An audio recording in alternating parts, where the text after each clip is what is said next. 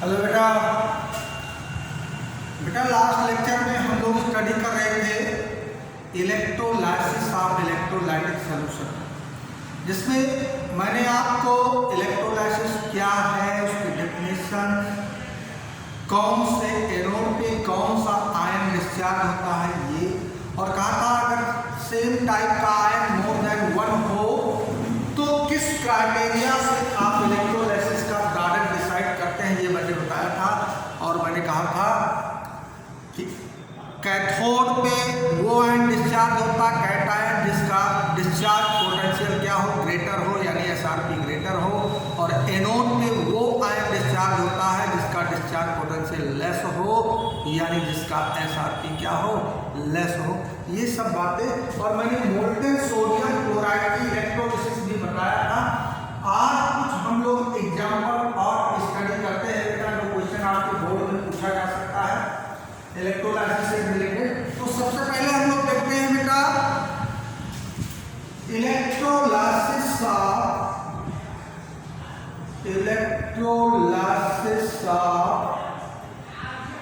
Sodium chloride aqueous solution. Aqueous sodium chloride solution की electrolysis. तो sodium chloride aqueous solution की meaning ये ही कि वो वाटर में डिजॉल्व है, और मोल्टेन है तो उसमें वाटर नहीं प्रेजेंट है। तो NaCl जब वाटर में डिजॉल्व है तो वो डिसोसिएट हुआ होगा Na+ में और Cl- में, उसमें वाटर नहीं, और वाटर का आयन होता है H+ + OH-। अब देखिए ड्यूरिंग इलेक्ट्रोलिसिस एट कैथोड पे नेगेटिव चार्ज है तो पॉजिटिव आयन, बट नेचुरल है कि वो डिस्चार्ज करना चाहेगा। ध्यान से समझिएगा बेटा, बहुत ही इंटरेस्टेड है, ध्यान से। तो कैथोड में वो आयन डिस्चार्ज करेगा जिसपे पॉजिटिव चार्ज है, और पॉजिटिव चार्ज क्या है सॉल्यूशन में, Na+ है, और क्या है H+। दोनों चाहते हैं डिस्चार्ज, लेकिन अगर Na+ आयन डिस्चार्ज हो, ये रिडक्शन हुआ इसका Na, और H+ आयन डिस्चार्ज हो, एक इलेक्ट्रॉन गेन करके ये H2 में डिस्चार्ज होता, तो यहाँ डिस्चार्ज पोटेंशियल E0 -2.71 वोल्ट, और यहाँ पे 0.00 E0 होगा इसका, हम जानते हैं 0। अब बोलो, हमें कहा कैथोड पे वो आयन डिस्चार्ज होता है जिसका स्टैंडर्ड रिडक्शन पोटेंशियल हाई, तो हम कहेंगे H+ है greater SRP, hence discharge over cathode, यानी ये H+ ये डिस्चार्ज हुआ किसमें, H2। अच्छा, इस रिएक्शन को ऐसे लिख सकते हैं, देखो इस रिएक्शन को NCERT में ऐसे लिखा है, यहाँ लिखा है H2O+ electron that gives half H2 + OH-। तो हुआ क्या, इसमें H+ और OH- था, H+ इलेक्ट्रॉन को गेन करके H2 में रिड्यूस हो गया, OH- एज इट इज है, तो इस फॉर्मेट में भी लिखी जाती है रिएक्शन, याद रखना। ये तो कहाँ पे हुआ, ये हुआ एट कैथोड, ये कैथोड पे प्रोडक्ट आपको मिला। अब एनोड पे नेगेटिव आयन जाएगा, नेगेटिव है Cl- और OH-। अब देखिए Cl- अगर डिस्चार्ज करे तो ये Cl2 में ये ऑक्सीडाइज होगा, और अगर OH- डिस्चार्ज कर, देखो OH- का डिस्चार्ज में 2H2O से लिखा जाता है, 2H2O gives O2O + 4H+ + 4 electron, discharge केवल OH- हो रहा है, H+ है। अब Cl-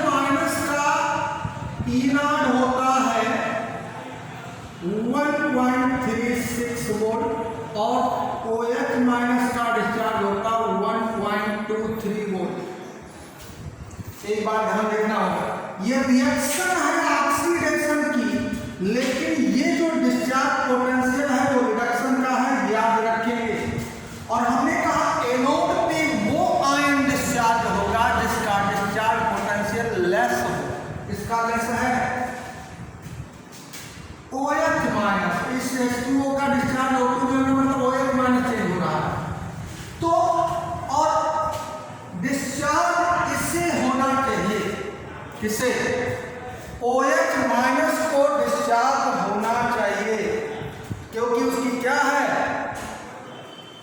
उसका स्टैंडर्ड रिडक्शन पोटेंशियल लेस है, रूल के अकॉर्डिंग इससे डिस्चार्ज होना चाहिए। बट क्योंकि यहाँ ओवर पोटेंशियल अप्लाई है, सर्कुलर कैसे याद रखिए, डिस्चार्ज इसको होना चाहिए, तो हम याद रखेंगे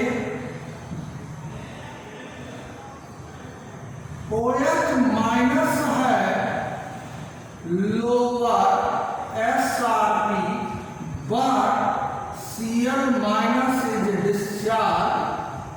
discharge at anode due to over potential यहाँ पे रिक्वायर्ड है। यही रीजन है कि यहाँ पे एनोड पे डिस्चार्ज हो गया, क्या एनोड पे हमारा डिस्चार्ज हो जाएगा, एनोड पे क्या, एनोड पे Cl माइनस डिस्चार्ज हो गया जिसका डिस्चार्ज पोटेंशियल हाई था। ये एक्सेप्शनल केस है, due to over potential Cl minus get discharge not OH minus, but discharge potential के अकॉर्डिंग OH माइनस को ही डिस्चार्ज होना चाहिए, लेकिन ओवर पोटेंशियल की वजह से रीजन भी बोर्ड में आया गया है। During electrolysis of brine solution, brine का मतलब sodium chloride aqueous solution, at anode Cl minus get discharge instead of OH minus, explain why, this is due to over potential.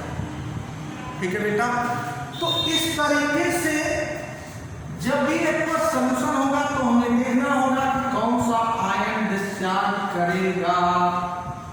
अब आता है, आपको बताएं, electrolysis using active electrode, electrolysis using active electrode. अभी तक जो हम इलेक्ट्रोलाइसिस कर रहे थे वो inert electrode such as platinum use कर रहे हैं। जिस मेटल का इलेक्ट्रोलाइट हो उसी मेटल का इलेक्ट्रोड हो तो वो इलेक्ट्रोड भी रिएक्शन में पार्टिसिपेट कर जाता है और उसे बोलते हैं एक्टिव इलेक्ट्रोड। जैसे हम कहें electrolysis of silver nitrate using silver electrode active है, electrolysis of copper sulphate using copper electrode active electrode है, electrolysis of zinc sulphate using zinc electrode active electrode है।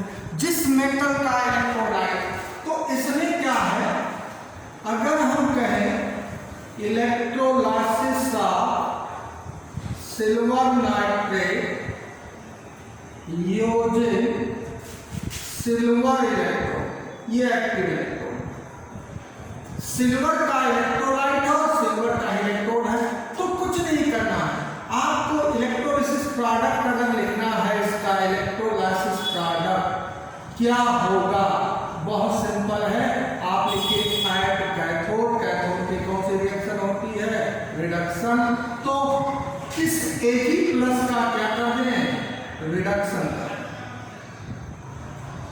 ये सिल्वर मिल गया। एंड एट एनोड इस Ag का Ag+ में oxidation कर दो, Ag changes to Ag+ plus electron, ये प्रोडक्ट मिल गया, बस इतना ही लिखना है, बहुत सिंपल। जैसे वो कहता है electrolysis of copper sulphate using copper electrode, तो क्या करेंगे आप, Cu2+ का इसमें जो है उसका रिडक्शन किया Cu में, ये किया कहाँ पे, कैथोड पे, और इस कॉपर का Cu2+ में ऑक्सीडेशन कर दो, यानी इसी को रिवर्स कर दो, Cu2+ + 2 इलेक्ट्रॉन, ये कहाँ हो गया, एनोड। यही प्रोडक्ट हो जाएगा जब एक्टिव इलेक्ट्रोड होगा तब। ठीक है बेटा, का रिडक्शन हो जाएगा जब एक्टिव इलेक्ट्रोड होगा तब। ठीक है, ये तो इलेक्ट्रोलाइसिस के बारे में आपको बताया। अब इस इलेक्ट्रोलाइसिस से रिलेटेड फैराडेज के 2 लॉ है, फैराडेज के 2 लॉज हैं। फैराडेज लॉ ऑफ इलेक्ट्रोलाइसिस से बोलते हैं, फैराडेज लॉ इलेक्ट्रोलाइसिस। अब इसके 2 लॉ, एक तो है Faraday's first law of electrolysis, और दूसरा है Faraday's second law of electrolysis. इसने कहा फैराडेज फर्स्ट लॉ कहता है during electrolysis amount of substance liberated over electrode, collected over electrode, deposited over electrode is directly proportional to electricity pass. यानी electrolysis करने के लिए उसको सेल में फिलअप करते हैं, इलेक्ट्रोलाइटिक सेल में इलेक्ट्रिसिटी पास करते हैं, तब होता है। तो कहता है जितना भी अमाउंट सब्सटेंस का डिपॉजिट हुआ इलेक्ट्रोड पे वो डायरेक्टली प्रोपोर्शनल है इलेक्ट्रिसिटी चार्ज के पास Q। और Q इक्वल टू, अगर हम यहाँ W इक्वल टू लिखे तो Z इंटू Q, और Q इक्वल टू होता है कितना I इंटू T, फिजिक्स में पढ़ते हो तो ZIT, ये फार्मूला हुआ। W है मास of substance deposited over electrode, I current है, T टाइम है, और Z को बोलते हैं इलेक्ट्रोकेमिकल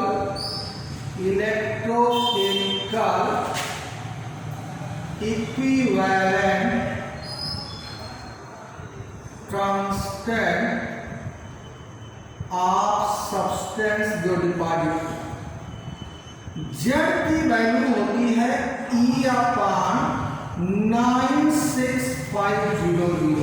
तो अगर Z की वैल्यू इसमें हम रखें तो W क्या आ जाएगा, W equal to EIT/96,500। E है इक्विवेलेंट मास, E क्या है इक्विवेलेंट मास, और E इक्वल टू होता है molar mass upon n factor. Acid की बेसिसिटी, बेस की एसिडिटी, मेटल की वैलेंसी, n फैक्टर का। जिंक है 2, एल्युमिनियम है 3, n फैक्टर, कैल्शियम है 2, ठीक है, सोडियम है 1, ये n फैक्टर। यानी किसी मेटल की वैलेंसी अगर E चाहिए इक्विवेलेंट मास E, तो उसके एटॉमिक मास को उसके वैलेंसी से डिवाइड कर देंगे, आ जाएगा। ठीक है, W mass of substance deposited, E equivalent mass, I current, T time, 96,500। Second law कहता है कि अगर डिफरेंट सेल ले लिए जाए, डिफरेंट इलेक्ट्रोलाइटिक सेल और डिफरेंट इलेक्ट्रोलाइट फिलअप करते हैं, एक में सिल्वर नाइट्रेट, एक में कॉपर सल्फेट, एक में जिंक सल्फेट, आप सबको सीरीज में कनेक्ट कर दे, सबकी सेल सीरीज, और उसमें I करंट पास कर T टाइम तक। सीरीज में करंट होगा तो I करंट इसमें भी पास होगी, I इसमें भी पास होगी। इसमें सब्सटेंस डिपॉजिट हुआ W1 ग्राम, इसमें W2 ग्राम, इसमें W3। तो कहता है if current of same magnitude pass for same time in different electrolytic solution, then amount of substance deposited is directly proportional to their equivalent mass. यानी कहता है W is directly proportional to equivalent mass, so W upon E equal to हो गया constant, और यहीं से relation बना दिया W1 upon E1 this is equal to W2 upon E2, और ये सब क्या रहेगा कांस्टेंट। ये रिलेशन होगा सेकेंड लॉ। और E मैंने बताया इक्विवेलेंट मास होता है and this is equal to molar mass of substance divided by n factor. Solution वाले चैप्टर में भी डिस्कस किया था, निकाला। ठीक है, ये फार्मूले, लेकिन ये फैराडेज के लॉ अब से बोर्ड के सिलेबस नहीं है क्लास 12 में, केवल इलेक्ट्रोलिसिस की क्राइटेरिया से प्रोडक्ट पूछा जाएगा। इस पे न्यूमेरिकल इस साल नहीं पूछा जाएगा क्योंकि ये सिलेबस से डिलीट हो चुका है। ठीक है, लेकिन फिर भी बता दिया मैंने कंडीशन आप के पॉइंट ऑफ व्यू से, ताकि आप लोग इसे सॉल्व कर लें। यहाँ पे एक बात बता, 1 फैराडे क्या है? What is 1 Faraday? 1 फैराडे तो हम कहते हैं 4 जान 1 mole electron called 1 Faraday. So 1 Faraday is equal to 4 जान 1 मोल इलेक्ट्रॉन। कितना 1 मोल इलेक्ट्रॉन कितना हुआ? 6.022 into 10 to the power 23 और 4 1.6 into 10 to the power -19 coulomb. और ये आता है 9658 कूलम, जिसको अप्रॉक्सीमेटली कैलकुलेशन में यूज करते हैं 96500 कूलम। सो 1 फैराडे का ये मतलब होता है। ठीक है, बहुत सिंपल है। अब इस पे न्यूमेरिकल है कुछ, इसको आराम से आप पढ़िएगा, फार्मूला देख लीजिएगा। ठीक है, न्यूमेरिकल का इलेक्ट्रोलिसिस पे इस साल आने नहीं है, लेकिन फिर भी हम लोग लाइव क्लासेस में कल अटैच होंगे, तो लाइव क्लासेस पे कुछ न्यूमेरिकल हम लोग डिस्कस करेंगे बहुत कायदे से इसको। ठीक है बेटा, ओके।